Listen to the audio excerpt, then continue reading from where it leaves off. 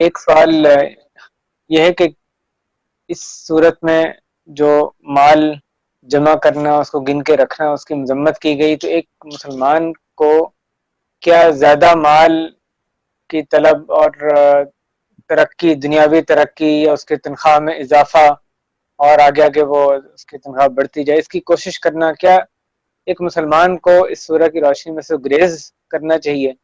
اگر اس کی ضرورت پوری ہو گئی تو اس پہ قناعت کرے یا اسی پہ اکتفا کرے؟ بہت اہم کوشچن ہے. اللہ تعالیٰ جس نے بھی کوشچن کیا اسے جزائے خیر نصیب فرمائے.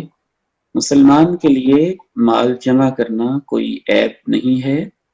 عیب ہے تو اس صورت میں جب اس کی نیت جو ہے وہ صرف مال جمع کرنے کی. اگر وہ مال جمع کرتا ہے اس لیے کہ میں اللہ کی راہ میں خرچ کروں، مال جمع کرتا ہے اس لیے کہ میں بہتر سے بہتر پروجیکٹس، اچھے سے اچھے کام کر سکوں، تو عثمان غنی ایک ایک موقع پہ 900 گھوڑے بھی انہوں نے اللہ کی راہ میں دیے، 100 اونٹ اللہ کی راہ میں دیے. تبھی دیے نا جب انہوں نے کمایا. حضرت عبد الرحمن ابن عوف، ان کی وراثت جب تقسیم کی گئی تو سونے کی باقاعدہ ڈلیاں تھی، پیسز تھے جو ان کی ازواج میں تقسیم کیے گئے تھے. بہت مالدار صحابہ کا بھی تذکرہ ہمیں تاریخ میں اور احادیث میں ملتا ہے. تو مال جمع کرنا اس وقت قابل مذمت ہوتا ہے. مال کو تو اللہ تعالیٰ نے اپنا فضل کہا ہے، خیر کہا ہے، قوام کہا ہے. اس کے اوپر زندگی، معاشروں کی بنیاد کھڑی ہوتی ہے.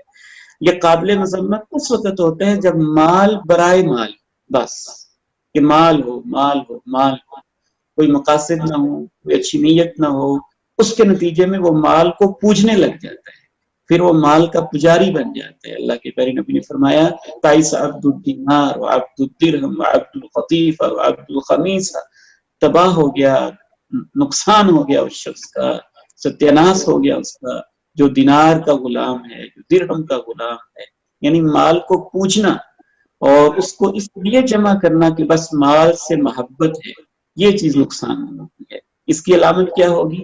اس کی علامت یہ ہوگی، اور اس میں فرق یہ ہوگا کہ جو اچھی نیت سے مال جمع کر رہا ہوگا وہ حقوق اللہ میں، حقوق العباد میں، زکوٰۃ میں، انفاق صدقات میں بڑھ چڑھ کے حصہ بھی لے رہا ہوگا. اور جس کی ایسی کوئی نیت تو ہوگی ہی نہیں، وہ صرف اس کو فضول خرچیوں میں، غلط کاموں میں، شیطان کی راہوں میں لگا رہا ہوگا، اور اللہ کی راہ میں خیر کے کاموں لگانے میں وہ بخیل ہوگا، حتیٰ کہ زکوٰۃ تک بھی نہیں دیتا ہوگا. جزاک اللہ خیر. ایک اور اہم سوال یہ ہے کہ قرآن مجید میں جو قصے انبیاء علیہ السلام کے ذکر کیے گئے،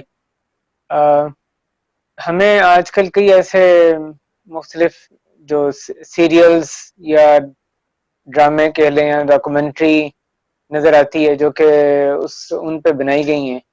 یعنی پوری جو صورت، پورا جو قصہ بیان کیا گیا اسی کو انہوں نے ایک سمجھانے کے لیے، ذہن میں بٹھانے کے لیے پورا وہ ایک اس میں بیان کیا ہوتا ہے، پکچرائز کیا ہوتا ہے. تو اور یعنی کافی تفصیل سے اس طرح کی جو چیزیں بنائی گئی ہیں، ایسے اس طرح کی چیزیں دیکھنا اس نیت سے کہ بھی ہمیں ان کے انبیاء کے قصے چیزیں سمجھ لگ جائیں، اس کے بارے میں کیا صحیح رہنمائی ہے؟ بسم اللہ الرحمن الرحیم. جو قرآن مجید کے قصص ہیں انبیاء کے، ان کو فلمانا، ڈرامہ سیریز میں، فلم میں، سٹوریز میں اس انداز میں ان کو بیان کرنا، یہ یاد رکھیے کہ قرآن مجید کا معاملہ بہت حساس ہوتا ہے. جب آپ قرآن مجید کے ریفرنس سے کوئی ایسی چیز پیش کر رہے ہوتے ہیں تو وہ در حقیقت آپ قرآن مجید کی تفسیر کر رہے ہیں، کیونکہ آپ اس کو قرآن سے کوریلیٹ کر رہے ہیں. فلاں قرآنی قصہ، فلاں قرآنی قصہ، فلاں قرآنی قصہ، اور دیکھنے والا بھی اسی طریقے سے دیکھ رہا ہوتا ہے کہ مجھے قرآنی قصوں کی سمجھ آ جائے. تو قرآن میں تو اپنی طرف سے کوئی بات ایڈ کرنا انتہائی کبیرہ گناہ ہے، بلکہ امام ابن قیم رحمہ اللہ تعالی نے اسے شرک کے برابر، کفر کے برابر گناہ لکھا ہے. قرآن مجید کے سیاق و سباق سے بھی یہی معلوم ہوتا ہے. وَمَنْ أَظْلَمُ مِمَّنِ افْتَرَىٰ عَلَى اللَّهِ كَذِبًا. اس سے بڑا ظالم کون ہو سکتا ہے جو اللہ کے بارے میں جھوٹ کرتا ہے؟ اس میں شرک کی باتیں بھی آ جائیں گی، وہ باتیں بھی ہم اللہ کے بارے میں کہیں جو اللہ نے نہیں کہی ہیں، قرآن کی وہ تفسیر کریں جو اللہ نے نہیں بیان کی ہے. تو اس لیے خصوصاً پھر اس کے اندر جو تصاویر آ جاتی ہیں اور بعض قصص کے اندر، یہ کچھ ایسے لوگوں کی کارستانیاں ہیں جو قرآن و سنت کے صحیح منہج سے واقف نہیں ہیں۔ بلا شبہ شیطان ان کے ذہن میں شاید یہ بات ڈالتا ہوگا کہ ہم بہت بڑی خدمت کر رہے ہیں، لیکن ہمارے علم کے مطابق ان کو فلمانا اور خصوصاً پھر انبیاء کی تصاویر یا ان کو کارٹونوں کے انداز میں پیش کرنا، اس طرح کا سارا انداز اپنانا، یہ کوئی مناسب نہیں ہے۔ اہل علم نے سے بچنے کی طرف توجہ دلائی ہے۔ شیخ اسی سے ملتی جلتی ملتا ہوا ایک اور سوال جو ہے، وہ ایسی کتابیں آج کل چلتی ہیں جس میں کہ بچوں کے لیے مثلاً صورتیں، ان کو صورتوں کے معنی سمجھانے کے لیے جو جنت ہے، دوزخ ہے، اس کی تصویر سازی کی جاتی ہے، یا اسی طرح روز محشر ہے، قبر کے جو مختلف عذابوں کا تذکرہ کیا ہے ان کو پکچرائز تصویر، ایک تو یعنی فلم نہیں، کتابی صورت میں اس کو سامنے دکھایا جاتا ہے تاکہ بچے کے ذہن میں خوب بیٹھ جائے۔ کیا یہ طریقہ اختیار کرنا چاہیے؟ کیونکہ ایک بچے کو جو بات صرف بتائی جائے، اس کی بجائے جو وہ دیکھتا ہے اس کے یعنی امکان ہے کہ زیادہ اس کے ذہن نشین ہو جائے گی۔ جی، اس حوالے سے میں اس کو دو حصوں میں تقسیم کرنا چاہوں گا تاکہ بات زیادہ واضح ہو جائے۔ دیکھیے، جتنے بھی ہمارے نصابات ہیں، سلیبس ہیں، ان میں کافی امپرومنٹ ہو رہی ہے۔ نہ ہم اس امپرومنٹ کے مخالف ہیں، وہ امپرومنٹ ہونی چاہیے، ارتقاء کا عمل جاری ہے۔ بچوں کی نفسیات کے مطابق کلر سکیمز اور بعض فوٹوز اور بعض یہ اسکیچز اور ساری چیزیں، گرافکس وغیرہ اچھے ہیں اور لوگ اس میں انٹرسٹڈ لیتے ہیں، بچے انٹرسٹڈ ہوتے ہیں، ان کو یہ سمجھ میں آتی ہے۔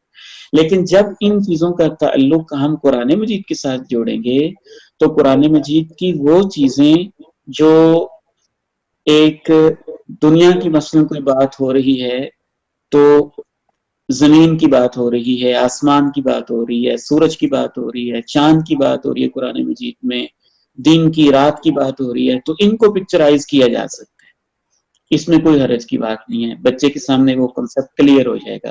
مثلا واللیل ہے اور رات کا بھی منظر ہو، والشمس ہے، سورج کا منظر ہو، تو اس میں تو کوئی حرج والی بات نہیں۔ والسماء ہے تو آسمان کا منظر، والارض ہے تو زمین کا منظر ہو، اس میں کوئی حرج والی بات نہیں، اچھی چیز ہے، اس پہ کوشش ہونی چاہیے۔ لیکن جو آپ نے کویسچن کیا ہے محترم شیخ وجاہد صاحب نے کہ جنت کے بارے میں، جہنم کے بارے میں، فرشتوں کے بارے میں، آخرت کے بارے میں، غیبیات کے بارے میں، ان کو پکچرائز کرنا تو قطعی طور پر اس کی 1% بھی کوئی گنجائش نہیں ہے۔ نمبر 1 تو اس لیے کہ سارے اٹکل بچو ہیں۔ جب جنت کو ہم نے دیکھا ہی نہیں، جہنم کو ہم نے دیکھا ہی نہیں، فرشتوں کو ہم نے دیکھا ہی نہیں، تو ہم ان کی پکچر کیسے بنا سکتے ہیں؟ یہ تو جھوٹ ہوگا، جو ہم بنائیں گے وہ خلاف حقیقت ہوگا۔ اور بچہ اپنے ذہن میں یہ سمجھے گا کہ قرآن مجید اسی طرح کی ہی جو جنت ہے جو ہمیں ملے گی، یا اسی طرح کے فرشتے ہوتے ہیں، یا اسی طرح کے اگر نعوذ باللہ کوئی اور بھی اس طرح کی تصاویر وغیرہ یا کارٹون وغیرہ بنا دیتے ہیں، تو یہ قطعاً جائز نہیں ہے۔ جتنے بھی ثقہ اہل علم ہیں، قرآن و سنت کو سمجھنے والے اور محتاط علماء، وہ وارننگ دے چکے ہیں کہ یہ کام نہیں ہونا چاہیے، یہ قطعاً جائز ہے۔ وآخر دعوانا ان الحمد للہ رب العالمین۔